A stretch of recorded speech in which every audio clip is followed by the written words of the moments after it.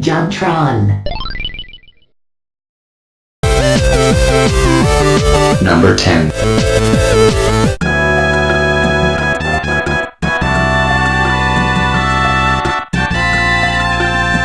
You know, I've got something to confess. I'm not sure how much I really like Earthbound as a game, but as I'm going back to try to think of things to fit in this list, I'm struck with oddly fond memories of it. Like, what were they on when they made this game? That's another thing about SNES games that I used to adore, the fact that the weirdness just took the immersion that much farther. If you played long enough, you'd almost trance and start to accept the trippy game logic as true, like a bee talking to you, then giving you a tutorial speech that can loop forever? Like he did what? I don't know about this game. I want you all to know, I rather dislike this game as a game. I mean, nothing's more fun than watching a static blank background and pushing A, right? Nothing. But as an experience, well, this game excels to Distant Nebulae and back. I really do think a game can be an experience alone sometimes if it plays its cards right. I mean, look at Heavy Rain. Jason!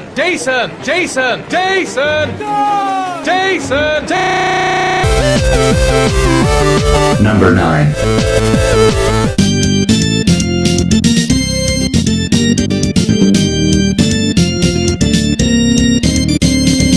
Best Castlevania theme ever!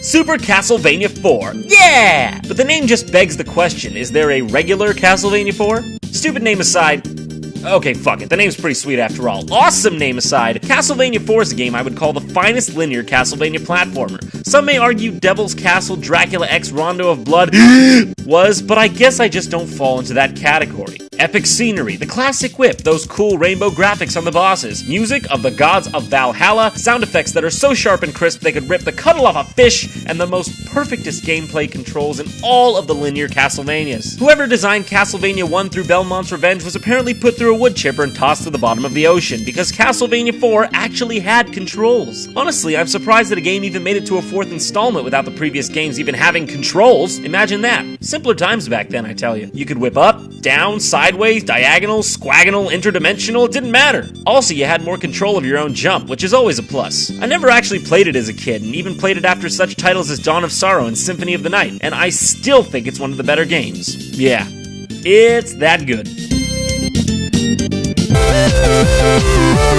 Number 8. John, I'm surprised you picked Donkey Kong Country 3 instead of the other ones. Yeah, me too, because I didn't. It is rather inexplicable how much Donkey Kong Country means to me. When this game first came out, I think my retinas melted, because do you see these graphics? Even today, they're nothing to sneeze at. Even some games on the PlayStation 1 had pre-rendered graphics that look like shiz today. I'll tell you what's special about this game to me. They really tried for a somewhat realistic feel. The next two games were more video gamey and stylized, but this one was the only one that was pure country. Temple levels were stoic and mysterious, water levels ambient and emotionally captivating, crystal cave levels just flooring, and my personal favorite, the forests. Beautifully orchestrated music alongside them, the forest levels were something to be witnessed. This is one of those times I was talking about, when you feel really removed from your own life and transplanted into another plane of existence, a place where rules and boundaries don't apply, only emotions, however irrational they may be. Maybe this is a little too deep for a game series that eventually stars Can Jam's McShitflinger, but I just know there's gotta be another soul out there who sees in this game what I see. If you're out there, my number is 1-800-REJECTION hotline. Number 7. Before Final Fantasy turned into Final Hallway, it was a franchise of valor and grace. And no SNES Final Fantasy is more deserving of that blanket statement than the masterpiece that is Final Fantasy VI, or, 3. Because I mean, whatever. America's usually 3 steps behind Japan at any point anyways.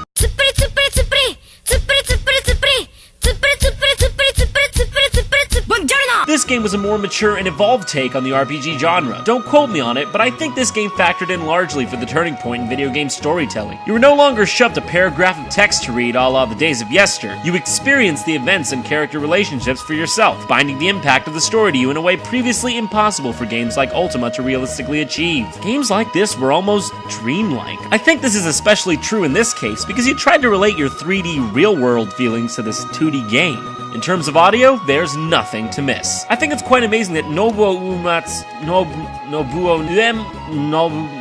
Uematsu was able to create such haunting and uplifting melodies through such musical limitations. But I suppose it's not too surprising, for masterful music is masterful music, no matter which way you render it. Go ninja, go ninja, go! Go ninja, go ninja! Number 6.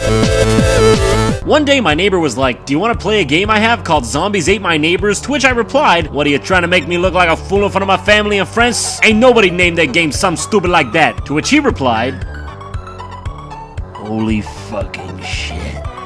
The name Zombies Ate My Neighbors is an obvious preliminary draw just for curiosity's sake, but I'd never have imagined that such a peculiarly named cartridge would end up being pretty much the best multiplayer experience on the Super Nintendo. Man, this game was hard, but in a good way. And honestly, it still challenges me every time I pick it up to play nowadays. What a crazy-ass game. You used everything as a weapon against the undead horde. Popsicles, soda cans, and another cool thing is that it was both co-op and competitive at the same time, and also made you want to kill whatever friend you were playing with. It benefited both of you to keep each other alive, but that said, there was no incentive to keep you from hoarding all the items to yourself. Yeah, that works out great. Before you know it, you're planning out each other's assassinations.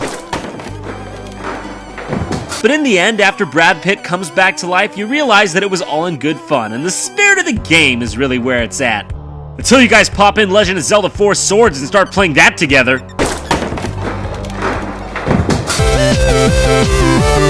Number 5. Awesome! A new Mario game! Let's go home and play that shit! What you've just experienced is the way I felt upon first playing Super Mario RPG. That was it, the first RPG I'd ever played. I was primarily an action gamer at the time and didn't really understand the concept of something like this. I only picked it up from Brokebuster because it was a Mario game after all. Sad to say, but my child mind just couldn't handle what Legend of the Seven Stars had to offer at that time. So for 7 long years, Super Mario RPG lay at the bottom of the ocean, cursed by the gods to live in deafening solitude, until the foretold day that it was time for the Legend of the Seven Stars to rise again. Unfortunately though, by that point my cartridge was too damaged by water to play, and thus I discovered the phenomenon that was the emulator. You are a pirate! Yeah, shut up. I don't endorse pirating games, but this was back in the day when eBay wasn't well known, I had no money, and retro gaming fairs weren't exactly within my reach. So emulators were the only place I had to turn for reliving retro games. I'd finally regrouped with Super Mario RPG, but this time it was different. I understood and loved RPGs, and it just so happened that this particular one happened to be one of the finest. Killer graphics, killer music, killers. And I love that it introduced a way for RPGs to feel like you weren't just telling Mario to attack. You actually had some tactile input to sway the effectiveness of his attacks. Subtle but great. Anything I'll say about this game, you already know. So to cap it off, I'll just say, Jason! Number 4. Bam, headshot, kasplush, all tree, that's right. Every single Donkey Kong Country on the Super Nintendo is on this list as a separate entry, and you know what? They each stand on their own. The way my brain sees it, the Donkey Kong Country trilogy is very close to being the finest trio of sequels in all gaming. They're just also goddamn groundbreaking. As much as I love 3 and the original, 2 is the obvious taker of the cake for me. This game was borderline perfect. Music, style, visuals, gameplay, level design, flow. And not to mention it's the only entry in the series where both the characters you play are, well, cool. I don't know, something about Donkey Kong and Kiddy is annoying to me. I don't know if they actually control any worse, but they feel heavier, slower, and hard to handle. I can play this game over and over and over and over and over and over. The feeling you get while playing is indescribable. All your worries shed away like snakeskin, and all you can focus on is why Dixie has blonde hair when she's a monkey. Not too much left to say about this series. I've said more than enough through these 3 entries, but as it stands, Donkey Kong Country 2 Diddy Kong's Quest is the master in an already masterful series. That is some truly master hand shit. Master. Number 3. Now we're really getting down to it, aren't we? You knew this game would make an appearance, how could it not? I won't deny it, there's definitely some personal bias with this one, because it's the first game I ever owned on the first console I ever owned. Like, wow, you think it might place highly on this list? I actually already went in depth with this one on my top 10 boss battles list, but I guess I'll say it again. For a while, I think I actually lived inside of Super Mario World. I played in the fields of Yoshi's Island. I climbed on the chain-link fences of Iggy's castle. I swam next to spiky testicles. I rode the dolphins of, Snow Mountain Peak. I opened up new paths in the Forest of Illusion. I went when I saw shit like this. And I brought down Bowser and his minions, and this is the United States of fucking America, god damn it! Nothing can explain the connectedness I feel with this game. Whenever I boot it up, from the music right down to the weird graphics, I feel perfectly at home. I don't know about you, but I feel that Super Mario World doesn't really feel all that much like a traditional Mario game. It's a bit weird, but you know what? I love it. Getting this high in the top 20 is really like asking me to choose which one of my future children I'll like better. I just can't do it. This game is golden. Number 2.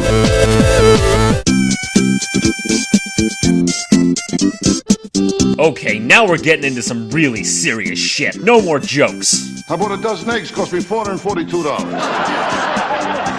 I know people love and appreciate Yoshi's Island, but I don't think that they love it and appreciate it as much as they should. In my humblest of opinions, Yoshi's Island is the finest platformer to ever grace the earth. It's perfect.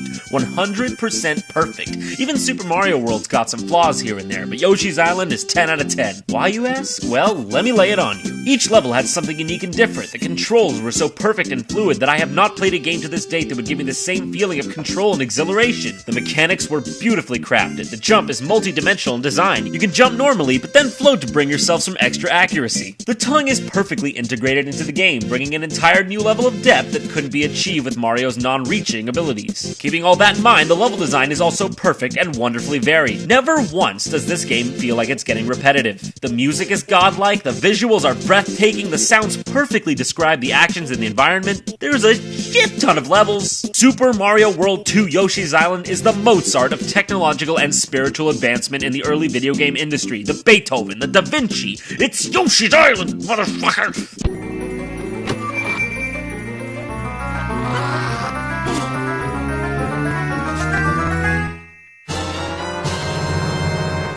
Through all the immensity that is the SNES library, there is one title I find myself returning to year after year and never ceasing to find pure joy in. That shimmering diamond would be Super Mario All-Stars. You all may not agree that this should be my top favorite game out of all the SNES games because it's just a recompilation of older Mario games, but to me, it's something much more. I'm not gonna lie to you, I'm not too fond of playing older Mario games on the NES because I didn't grow up with an NES. It's hard for me to accurately relive them the way they were originally created, but what I did grow up with was Super Mario All-Stars. In fact, when I was a kid, I had no freaking idea these were remastered NES games. I didn't even know what an NES was. It's certainly important to remember one's roots, but as I see it, All-Stars trumps all of the NES counterparts. The pixely aesthetic and the magically orchestrated music evoke feelings of deep happiness that I cannot accurately describe with words. I'm taken to a time of the past, a time where worries were few and adventure was high. 4 Mario games on one cartridge, each with their own visual and musical style. How could anything get better for a kid? Super Mario Bros. The Classic, Super Mario Bros. 2, a game unreleased in the US, and the jaw-dropping wonder that is Super Mario Bros. 3.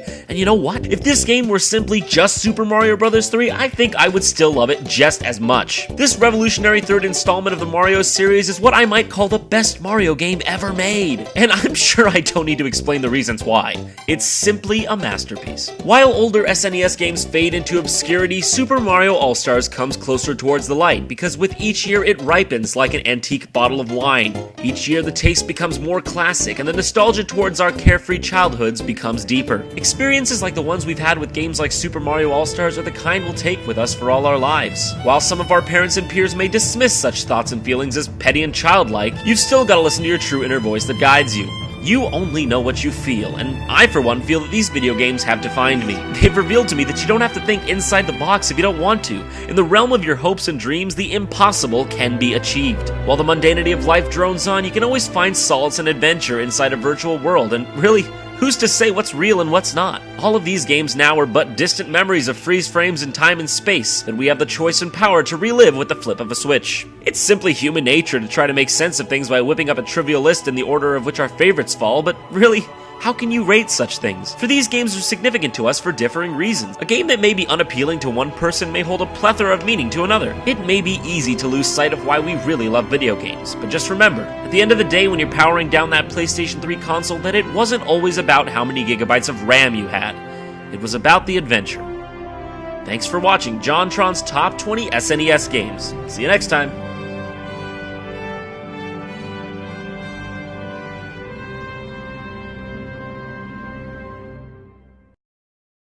Go to normalboots.com right now to see a new JonTron original, and if you want to follow us on social networking, go to facebook.com/JonTronShow or twitter.com/JonTronShow.